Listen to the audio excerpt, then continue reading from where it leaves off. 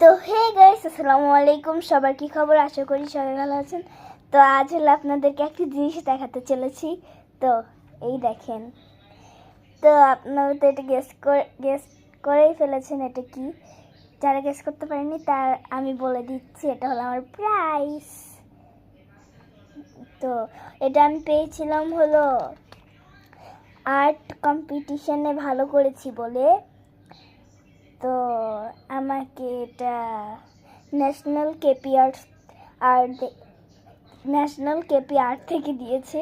তো কেমন কেমন লাগছে অবশ্যই জানাবেন। তো এখানটায় লিখেছে বেস্ট আর্টিস্ট।